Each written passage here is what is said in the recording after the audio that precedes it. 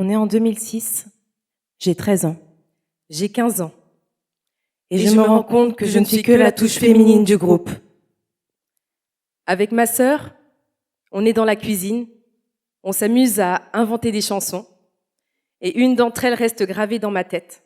Ça fait « Et nous, on adore les baisers au chocolat, à la vanille, à la fraise et au coca ». Donc une chanson très infantile, mais qui en soi marque le début de quelque chose, qui fait partie d'un commencement, des choix qui nous amènent à faire de la musique ensemble. Donc il faut savoir qu'on est issu d'une double culture. Notre maman est congolaise de la République démocratique du Congo et notre papa est français.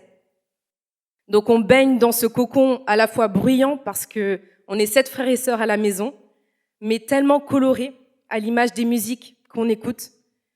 Imagine, tu vas au salon, t'entends du Joe Dassin ou du Trust avec Antisocial, puis après tu vas à la cuisine, t'entends de la rumba congolaise avec Pépé Calé ou Papa Wemba, puis tu vas dans le couloir qui mène à la chambre et t'entends de la musique qui vient de la chambre de ton frère, du NTM, donc c'est folklorique, mais c'est vraiment nous. Et c'est toute cette ambiance, toute cette musique qui nous pousse à intégrer la chorale de l'église qu'on fréquente tous les dimanches. Moi, je me lasse pas du tout de cette ambiance hyper festive, hyper joyeuse, de tous les musiciens, des autres choristes. En fait, c'est un peu comme si on était en concert tous les dimanches. Alors, on chante partout, tout le temps, à la maison, en cours, surtout pour les copines. Et un jour, il y a ce garçon de ma classe, il vient me voir et il me parle de ce groupe de rap dont il fait partie. Il se trouve qu'il cherche une voix féminine pour leur morceau. Alors, il me propose. Moi, la première chose que je me dis honnêtement, c'est « j'ai jamais enregistré en studio, je vais faire comment ?» Mais en fait, je suis hyper motivée. Je me dis que c'est une sacrée opportunité. Alors j'écris, j'arrive en studio, j'enregistre, et ça se passe hyper bien. J'étais très anxieuse quand même au début, parce qu'en fait, je suis la seule nana au milieu d'un groupe de mecs qui a l'habitude d'enregistrer en studio, mais ils sont hyper bienveillants avec moi. Et quelques temps après, je fais même ma première scène avec eux, où on joue le morceau en live. Et plus tard, il y a un autre rappeur qui me contacte. Cette fois, j'ai carte blanche pour un couplet. Alors là, je me dis, ok, je me lance, je veux rapper. Donc j'écris, j'arrive en studio, j'enregistre. Et en fait, je sens que le gars est pas trop réceptif. Lui, il préfère que je chante. Pour lui, c'est plus féminin. Mais en fait, moi, je suis déçue parce que moi, ce que je veux, c'est rapper. Alors je décide que je changerai ni mon texte, ni mon interprétation. Et en fait, le morceau, il voit jamais le jour.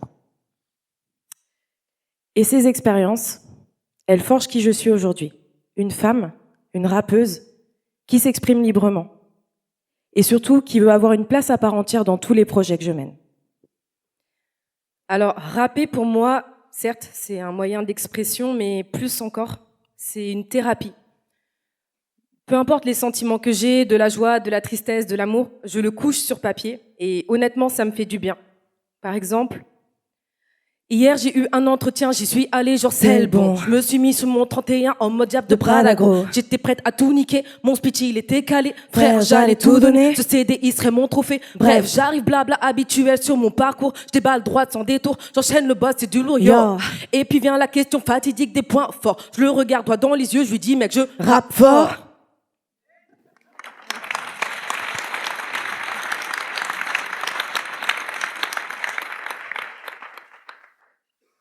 Alors ce son, je l'ai écrit, c'était sur une période. Donc je sors de mes études, hyper motivée, j'enchaîne les entretiens, que des noms, que du négatif. Donc je suis hyper frustrée, je me remets même en question. Et au final, au dernier entretien que je fais, j'écris ce texte. Et ça me fait du bien. Et c'est vrai qu'on en a des choses à dire.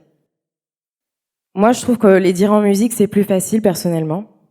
Surtout quand j'ai envie de parler de choses qui me dérangent ou de personnes qui me dérangent. En tant qu'artiste, on est souvent confronté à des portes fermées et parfois on te sort des excuses hyper farfelues. Moi, on m'a dit que j'étais trop âgée, pas assez professionnelle, trop professionnelle. Bon, du coup, dans ces moments-là, il y a une petite colère sous-jacente et donc j'écris et ça donne ce genre de morceau.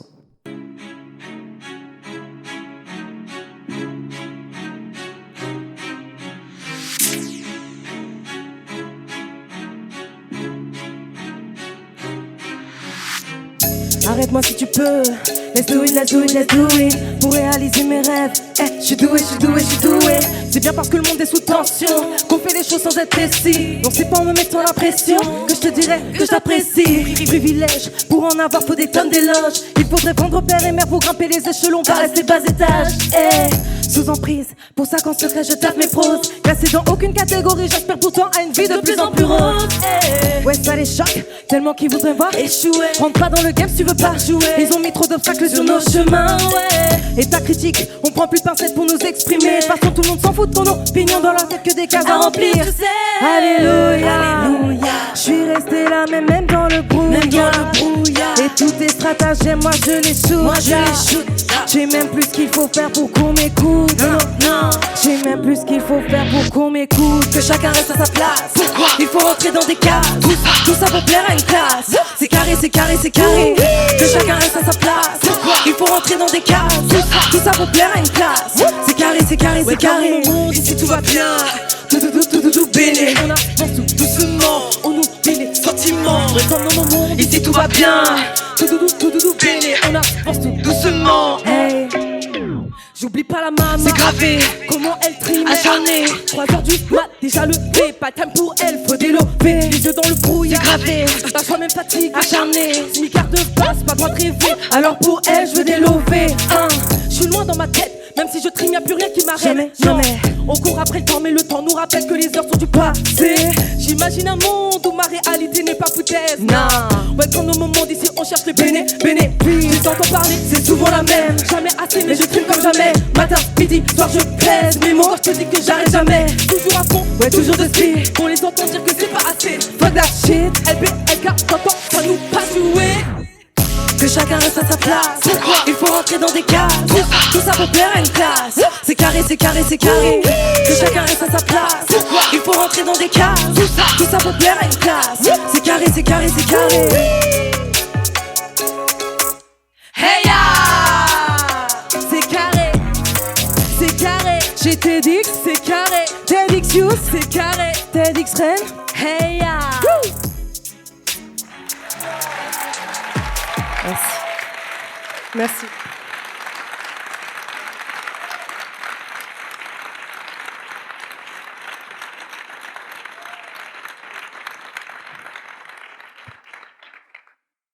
Alors ce morceau, c'est vraiment l'envie de dire que on n'est pas d'accord avec le fait qu'on nous mette dans des cases. Pourquoi est-ce qu'on devrait se contenter d'une seule voie alors qu'on a de multiples possibilités? Moi, je sais que je peux le faire. Je le revendique. Et je sais que la seule personne qui peut me stopper, c'est moi. Alors j'ose.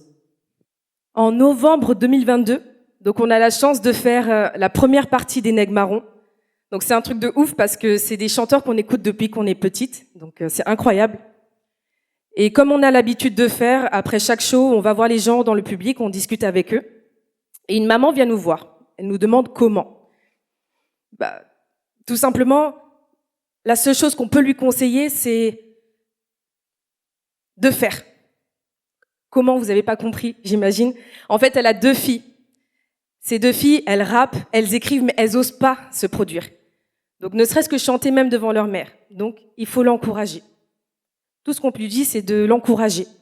Et peut-être, avec le temps, déjà dans son cercle restreint, elle osera, parce qu'elle prendra confiance en elle. Et moi, je trouve que c'est super important, ce genre de témoignage. Ça montre à quel point on a besoin les unes des autres. On a besoin de se soutenir les unes les autres.